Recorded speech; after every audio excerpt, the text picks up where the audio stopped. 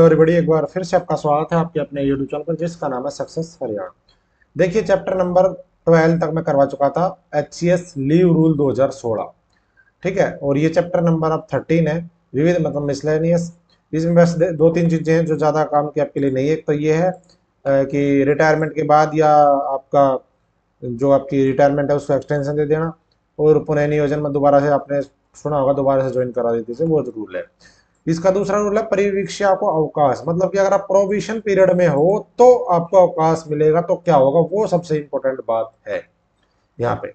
और क्या है, इन नियमों या किसी अन्य नियम में यथा अन्यथा उपबंध के सिवाय सरकारी कर्मचारी परिवीक्षा मतलब प्रोविशन की अवधि के दौरान नियमित आधार पर कार्यरत सरकारी कर्मचारी को अनुदेय अवकाश का हकदार है। मतलब आप कई बार मेरे साथ बहुत बार ये चीज मेरे को पूछती है, कई बार अपने ग्रुप वगैरह में या पर्सनल मैसेज पे टेलीग्राम पे। और हाँ, टेलीग्राम में अगर आप नहीं जुड़े हो तो मेरे साथ जुड़ सकते हो। कर्मचारियों का टेलीग्राम बनाए हुए है, 15,000 कर्मचारी है, और व्हाट्सएप है, दोनों जगह आप जुड़ सकते हो। अगर आप नहीं जुड़े हो तो लिंक ले लेना, और वहाँ पे बहुत सारी चीजें आपको बेनिफिट मिलेगा कि जी प्रोविजन पीरियड में छुट्टी मिल सकती है नहीं मिल सकती, ईएल ले सकते नहीं ले सकते, स्टडी लीव या आपका सीसीएल है, ये चीजें तो वो है इसमें। देखो कि वो अवकाश का हकदार होगा यदि किसी कारण से परिवीक्षाओं की सेवा समाप्त करना प्रस्तावित किया गया, तो जो कोई अवकाश उसे प्रदान किया जा सकता है उस स्थिति से बाहर जिसको मूल परीक्षा अवधि या विस्तारित अवधि की समान होती है किसी पूर्ण नियोजित सेवा। मतलब कि यह है कि आपको अवकाश दिया जा सकता है, और अगर आपकी सेवा समाप्त करने का कोई कार्रवाई वगैरह होती है तो वो भी आपकी हो सकती है। और जो नियुक्ति अधिकारी है वो जो है आपका उसको कर सकता है, जो आपकी सेवा समाप्त है उसको। लेकिन एक बात और है, टिप्पणी जो सबसे इंपॉर्टेंट होती है आपके लिए वो ये है कि परिवीक्षा अवधि में अगर आपका प्रोविशन पीरियड चल रहा है तो उस दौरान उपयोग किए गए अवकाश की अवधि तक विस्तारित की जाएगी। मतलब आपका प्रोविशन पीरियड चल रहा है, एग्जाम्पल के लिए मान लो आपने 1 साल का प्रोविशन पीरियड कर लिया, इससे समझ जाओगे आप इस रूल को। 1 साल का कंप्लीट हो गया, 1 साल का रहेगा, डायरेक्ट रिक्रूटमेंट है क्योंकि डायरेक्ट में 2 साल होती है, प्रमोशन में 1 साल होती है। तो अगर आपने 1 साल के प्रोविशन के बाद 6 महीने की आपने सीसीएल ले ली, मान लो सीसीएल चाइल्ड केयर लीव, तो क्या होगा, तो आपका ये होगा, ये 6 महीने जो सीसीएल ली सैलरी तो आपको मिलेगी, लेकिन आपका जो प्रोविशन पीरियड 2 साल का था वो 2 साल 6 महीने का हो जाए। क्यों? क्योंकि आपने 6 महीने की छुट्टी ले ली, वो 6 महीने आगे बढ़ जाएगा। अगर आप 1 साल की छुट्टी लेते तो 2 की जगह 3 साल हो जाता। जितने दिन की छुट्टी आप लोगे प्रोविशन पीरियड में, ठीक है, जितने भी दिन की छुट्टी सीएल को छोड़कर और ईएल को छोड़कर, ये ध्यान रखना क्योंकि ये आपको वैसे मिलती है।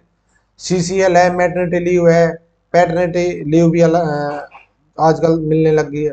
तो ये चीजें जब आप लोगे प्रोविशन पीरियड में तो आपका प्रोविशन पीरियड उतने ही दिन बढ़ जाएगा।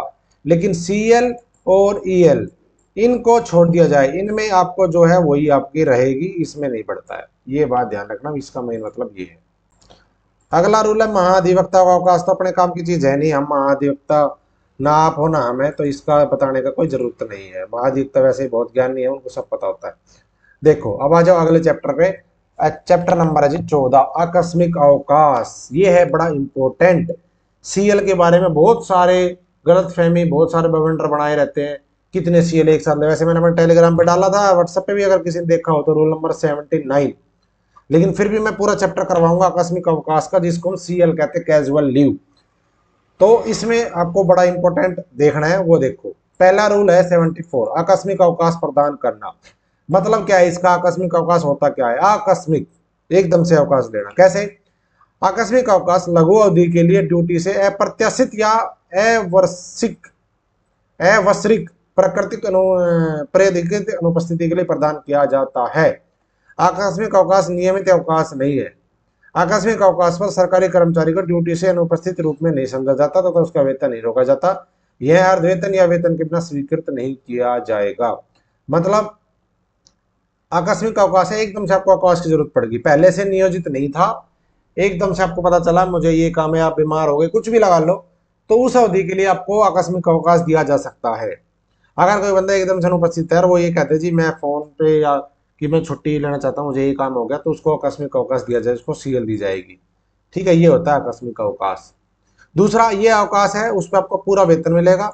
इसको आप, इस सीएल को आप, अगर आपके पास सीएल नहीं है तो आप ये नहीं कह सकते जी मुझे सीएल दे दो और अर्ध वेतन पे दे दो, नहीं, सीएल होती है फुल पे, इसमें कोई वेतन का कोई लफड़ा नहीं है, तो ये अर्ध वेतन या वेतन के बिना विदाउट पे स्वीकृत नहीं किया जा सकता। ये चीज है, लघु अवधि के लिए होता है। अब लघु अवधि की डेफिनेशन आगे आपको पता चलेगी कि लघु अवधि का मतलब कितनी छोटी अवधि, वो देखो आगे। रूल नंबर 75, स्वीकृत कौन करेगा, आपकी जो अप्रूवल है इस सीएल की कौन देगा, तो समझो फटाफट से क्या, देखो कार्यालय का जो अध्यक्ष है, कार्यालय का जो अध्यक्ष है वो किसकी सीएल अप्रूव कर सकता है, उसके नियंत्रण अधीन कर्मचारियों के लिए पूर्ण शक्तियां तथा उसका स्वयं का आकस्मिक अवकाश आगामी उच्चतम पदाधिकारी द्वारा स्वीकृत किया जाएगा। जैसे मैं आपको एग्जांपल देता हूं अपने ऑफिस का, हमारा जो हेड होता है ऑफिस का हेड, ठीक है, जो ऑफिस का हेड है डिस्ट्रिक्ट का हमारा, वो होता है डीडीए, डिप्टी डायरेक्टर एग्रीकल्चर। इसके अधीन में चाहे कोई भी हो, चाहे वो बी क्लास अधिकारी हो जैसे कि एसडीओ, चाहे कोई बीओ हो, बीएओ, चाहे एडीओ हो, चाहे आपका एपीपीओ, बहुत सारी पोस्टें होती है, एएससीओ है, डबल ए है, इस तरह की जो पोस्टें हैं वो सब डीडीए के अधीन ये होते हैं। तो जो इसके अधीन आता है उन सभी का जो कैजुअल लीव है वो कौन करेगा, वो करेगा ये, यानी कि जो कार्यालय का अध्यक्ष है। कार्यालय का अध्यक्ष कौन बताया मैंने, डीडीए हमारा, आपका कोई और होगा। तो कार्यालय का जो हेड है उसके अधीन कोई भी अधिकारी हो चाहे कोई कर्मचारी, उसकी संपूर्ण शक्ति कार्यालय का अध्यक्ष को दी गई सीएल के लिए। लेकिन अगर सीएल खुद कार्यालय का अध्यक्ष लेना चाहे तो मुझे जो पता चला था वो ये पता चला था कि अगर ये खुद लेना चाहता है हमारा डीडीए या आपका कोई अधिकारी, तो उससे उच्चतर अधिकारी कौन, उससे जो हाई लेवल का अधिकारी है वो इनका, डीडीए का तो होता है डीसी, डीसी अगर डीडीए हमारा अवकाश लेता है तो डीसी अप्रूवल करेगा उसको। आपका कौन होता है, हो सकता है आपके बीच में कोई और भी हो, लेकिन इनका होता है डीसी। तो ये हो गया कार्यालय के अध्यक्ष की पावर किसके पास है, आपका आकस्मिक अवकाश कौन प्रदान करेगा, ये हो गया कार्यालय अध्यक्ष।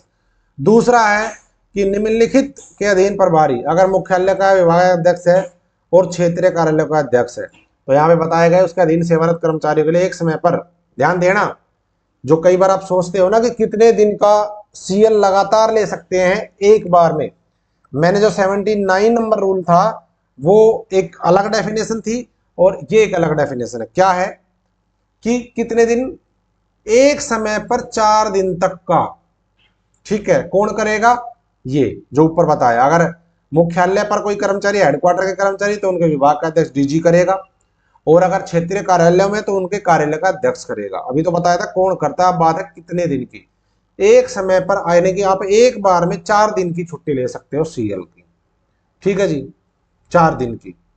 कौन, अरे उससे ज्यादा भी स्पेल मिलेगा लेकिन आगे पता चलेगा आपको।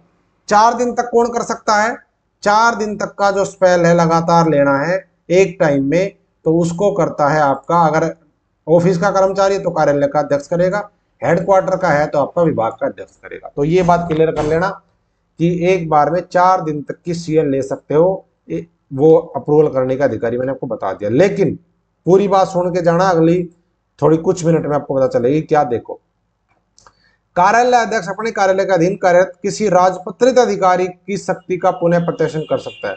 मतलब क्या है, जो कार्यालय का अध्यक्ष है वो चाहे, अगर चाहे तो उसके अधीन जो राजपत्रित अधिकारी है, अगर उस, जैसे मैंने बताया आपको डीडीए है, इसके अंडर में अगर कोई गजेटेड ऑफिसर है, जैसे कि एसडीओ भी गजेटेड अफसर होता है, ठीक है जी, और आपका एक इसके अंदर और कौन होगा, ये आपका डबल ए है, एपीपीओ, ये सब गजेटेड अफसर है।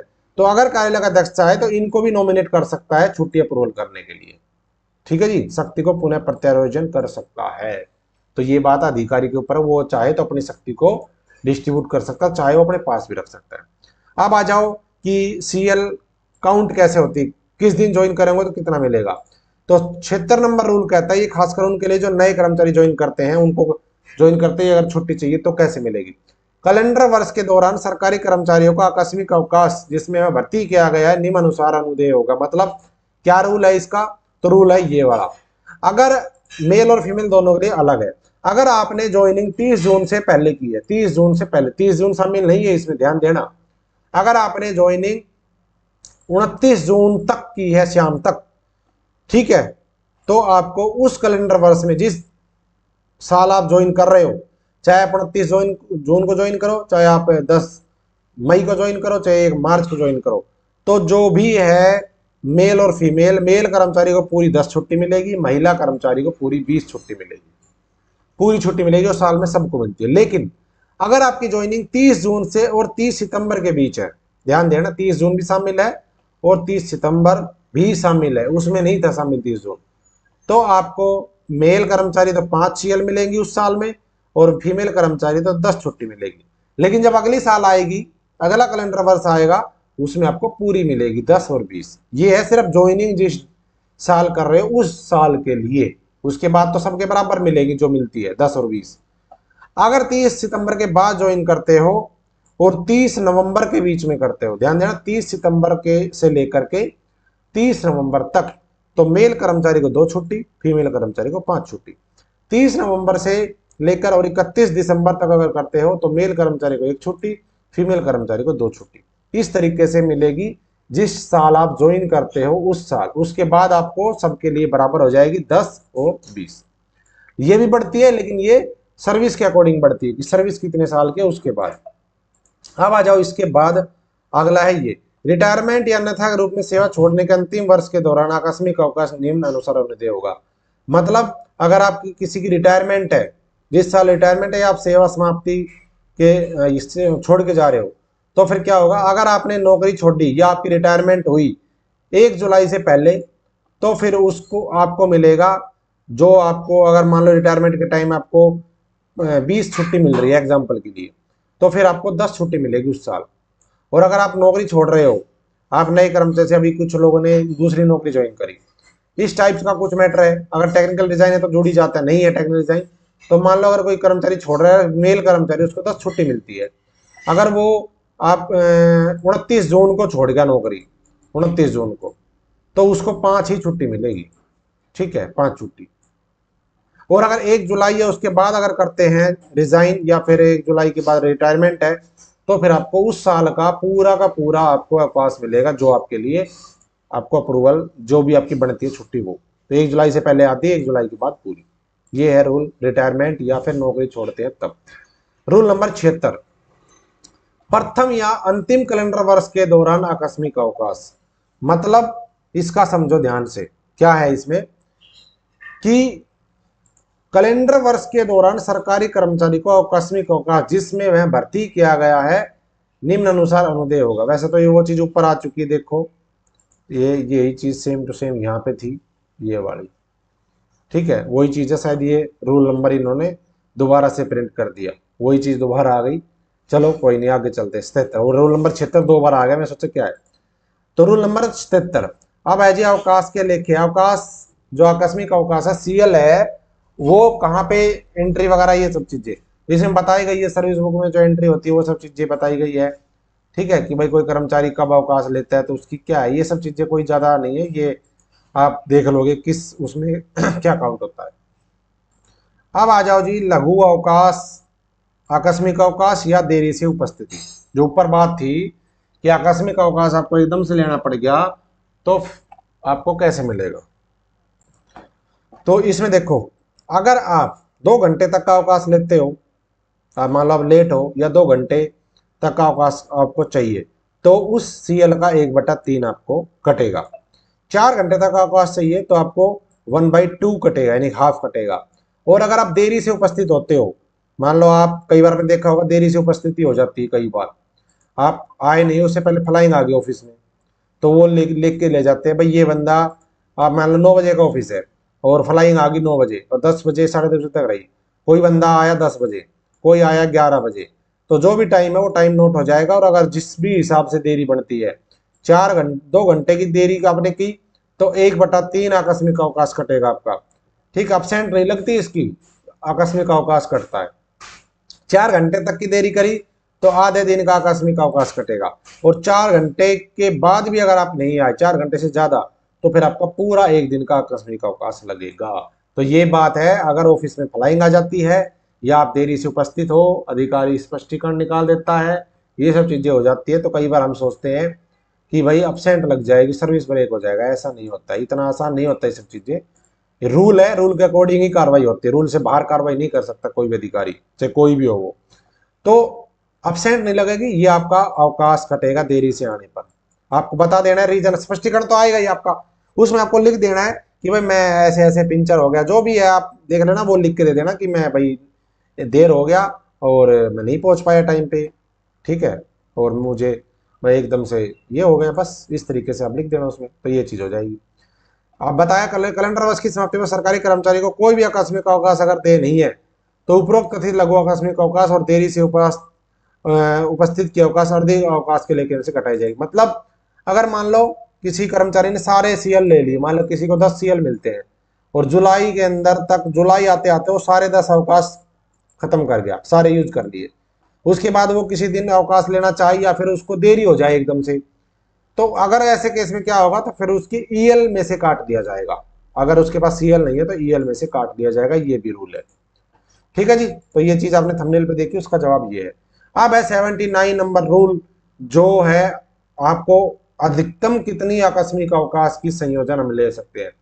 4 दिन तक का तो आपका कार्यालय का अध्यक्ष है वो कर सकता है एक टाइम के अंदर, लेकिन एक स्पेल बना सकते हो आप पूरा, क्या नियम 76 के अधीन, जो ऊपर नियम 76 बताया गया था, नियम 76 कौन सा बताया गया था, देखा था ना आपने, जो डबल आया था, नियम 76 के अधीन अनुज्ञेय सीमा के भीतर आकस्मिक अवकाश लेने के लिए सरकारी कर्मचारी अधिकतम 16 दिन की अवधि के लिए ड्यूटी से निरंतर अनुपस्थित रह सकता है।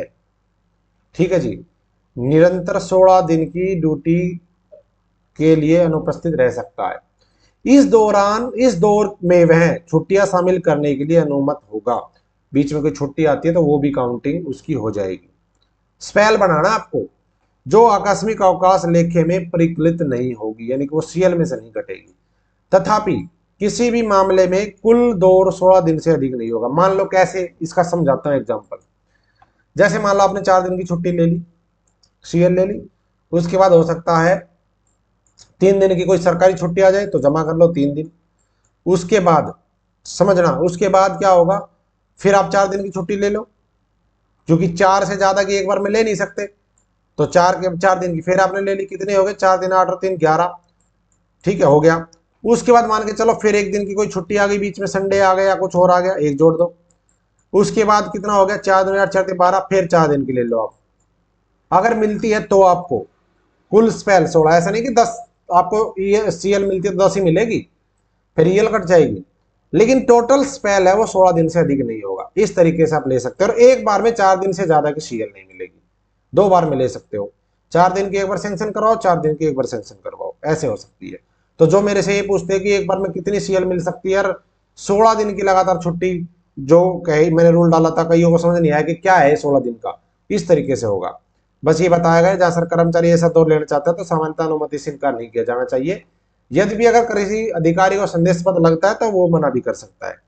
ठीक है जी, तो आकाशीय नहीं, बस ये बताया इसमें कि नॉर्मली इस तरह से मना नहीं किया जाएगा 16 दिन की छुट्टी लेने के लिए, लेकिन अगर अधिकारी को लगता है कि ये गलत है, संदेह लगता है, कुछ भी लगता है, तो वो फिर हाई अथॉरिटी को भेज सकता है, इस तरह का मैटर है जो। ठीक है जी, तो ये बात इसमें बताई गई है।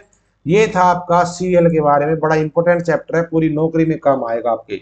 अगला बताऊंगा रूल नंबर, अध्याय नंबर 15, वो बताएंगे अगले वीडियो में।